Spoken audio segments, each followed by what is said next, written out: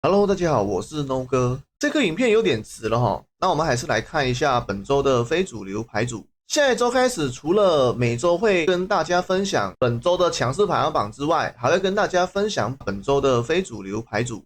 因为我觉得这些非主流牌组呢，有些还是蛮强的，只是玩的人数比较少。希望呢更多人可以看到，有兴趣的朋友们呢，也是可以去玩一玩哈。第一个非主流牌组，也就是综合胜率54%到50%之间，也就是 T1 的位置哦。第一套是战锤龙，这次带了2组战锤龙，2张快拳狼，2张飞腿狼，一个马夏多和1张大冲鸭哦，2张的次日和1张的纳兹。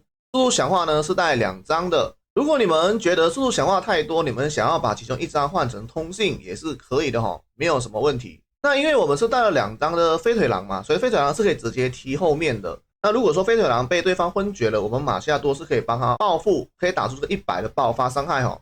大冲鸭呢是可以打前排，可以来弥补我们这个前期或者是后期需要的一些伤害。关键点呢就是战锤龙了，战锤龙1颗能量呢就可以打130哦。这个要注意啊，如果我们战锤龙呢是把对方宝可梦给昏厥的，他自己是要受50点伤害的哦。但是基本上战锤龙出来了就是来一个收割啦，所以呢1颗能量打130的伤害还是非常的高的哦。飞腿狼再搭配次日呢，也是可以很好的直接抓对方受伤的宝可梦呢来把它昏厥掉。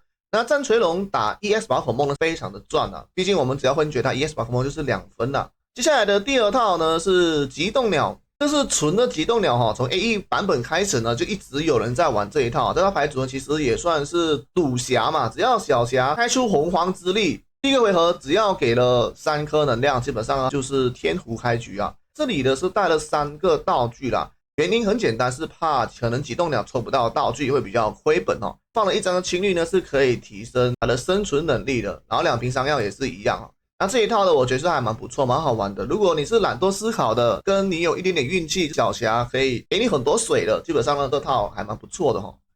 好，接下来的就是帕路奇亚。还有2组的自爆紫怪，再来的是赤面龙哦。那这一套呢，跟我们的主流牌组呢是有一点不一样哦。那有帕路呢，就一定要带小侠哈，是带了1张的纳兹啊。你们如果想要再多带1张次日的，也可以把其中1张的叶子给换掉哦。那这一套呢，记得是带水能量的哈。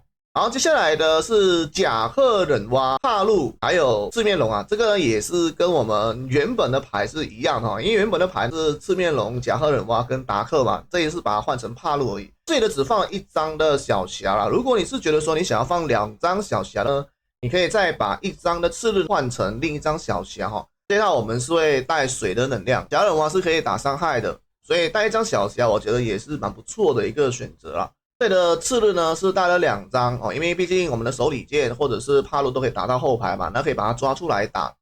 然后接下来的是护城龙，我们是带了2组的护城龙，还有现在很强的盔甲鸟。因为盔甲鸟呢，所以我们带了4张的道具哦，把木是可以搭配我们的盔甲鸟呢去打出60点伤害的哦。精灵球呢是只带1颗，原因是因为我们只有2只基础宝可梦啊，我们起手一定会有1只基础的嘛，所以呢这个精灵球就是来让我们可以抽到第2只的盔甲鸟。那这一套呢是比较吃我们化石的起手啊，如果化石一直没有来，可能就会非常的难打哈。那前期的盔甲鸟的强度呢是非常之足够的，护城龙的被动非常的强啊，只要对方攻击你正面的话呢，就要扣除对方100点的伤害，非常的优秀哦。如果你们是欧皇的朋友们呢，可以去玩一下，还蛮厉害的。然后再来的是火爆猴，这套火爆猴呢是搭配了路卡利欧。那这火爆猴的你们可以选择带旧版的，就是100血的那一只受伤会打出100点伤害的也是可以啊，这个要看大家怎么去做选择哈。这也是带了新版的2只猴怪哦，只要正面就可以打50啊。那当然你们如果不想赌的，你们也可以把其中1只换成普通版的猴怪也是 OK 的。马夏多是可以帮他们复仇，飞腿狼是可以打后面，路卡利欧就是可以来提高伤害。还有呢，路卡利欧在这套里面也是算是一个关键的输出啊。接下来的最后一套就是结草贵妇啦。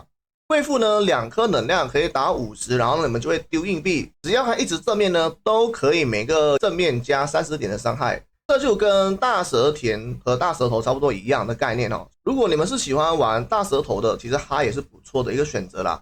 前期的我们有盔甲鸟可以帮我们作战嘛，这一样是有盔甲鸟的，我们就要带4个道具哦。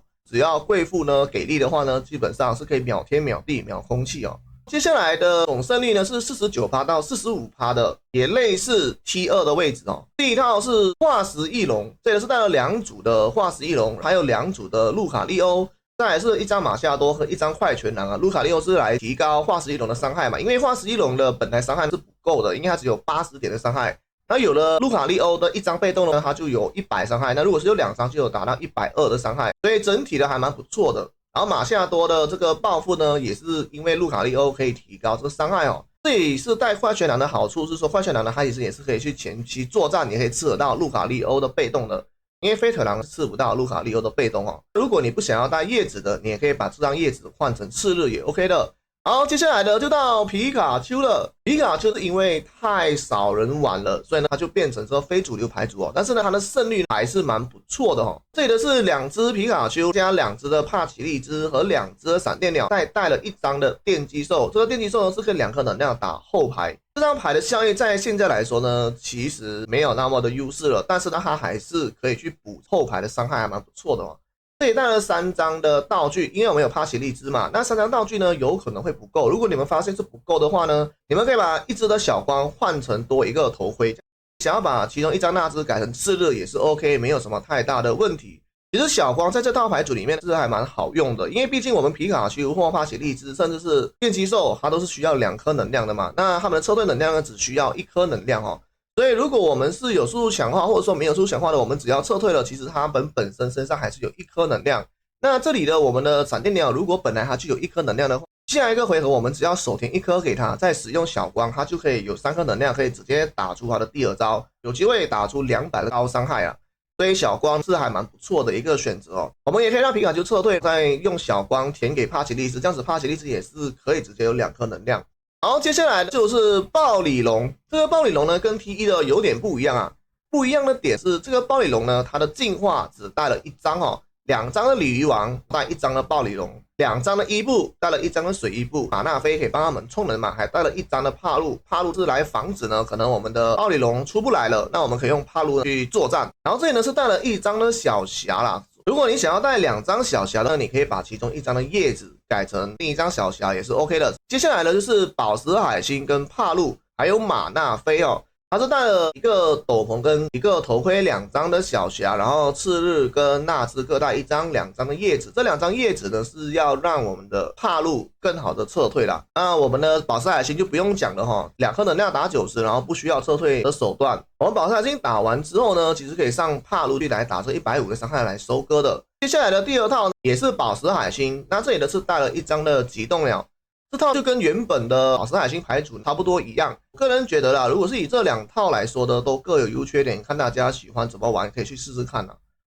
好，接下来的就是艾露雷朵了。艾露雷朵呢，这里也是一样的，有2套哦。第1套的艾露雷朵呢，是搭配了飞腿狼和大冲鸭，2个头盔呢，反伤是会帮艾露弥补这个伤害的。对方如果只有1颗能量，那你这个70点再加20点的话，只能打90点，这伤害是还蛮低的哦。你们如果是有这个头盔去帮补伤害的话呢，其实还蛮不错的。这也带了2张飞腿狼呢，所以呢我们直接带了2张的次日是没有问题的，我们可以直接踢对方关键的牌，直接把它抓出来，再让艾露呢去把它给收走。大冲鸭这张牌你们可以去思考，到底要带快拳狼还是要带其他的牌都可以。第2套艾露就是搭配路卡利欧哦，那路卡利欧呢是可以帮我们的艾露呢提高伤害的哦，它也是可以解决艾露的伤害不足的一个问题啦。在我们的艾露还没出来之前呢，我们还是需要有一个前期的作战能力嘛。飞腿狼跟快拳狼呢都是不错的一个作战能力哦。如果你不想要去踢后排的，其实飞腿狼你们也可以换成马夏多，甚至是带大冲鸭都是可以的。马夏多跟快拳狼呢是可以吃得到路卡利欧的特性的，那飞腿狼是吃不到这个特性的。但是呢，飞腿狼也是它可以打后排，也是有它自己的优点哦。这2套呢，我个人觉得都是各有优势哦，看大家比较喜欢倾向于哪一套吧。接下来的轮禽猫。这里是带了2组的轮禽猫，带了1张的电击魔兽，2只电击兽哦。那电击兽呢，这里的没有带新版充能的，当然你们想要其中1只带新版充能的也是可以的，这看大家怎么去玩吧。这里的其实它就主要是用来补一个伤害哦。如果我们的轮禽猫打了120，可能对方它还有剩1点血的哦。接下来我们可以让电击兽去补40点伤害，那120再加40就是等于160的伤害哦。然后那大冲鸭呢是前期来帮我们弥补这一个伤害的啦，毕竟我们前期还是需要有作战能力嘛。电刺大约2张，可以帮我们的轮琴苗多打1轮的120，或者是说我们也可以填给电击魔兽哦，这个都是不错的。好，接下来的综合胜率呢是44%到40%的，也类似我们 T3 的牌组哦。第一套大蛇田，这是带了2组的大蛇田，2张的蒂亚卢卡，还有1张的梦幻。那大蛇田4颗能量打100，如果是正面的话就一直投到反面为止，每一个正面都是加40点的伤害。大蛇田如果是欧皇的朋友们也是可以去玩一下哈。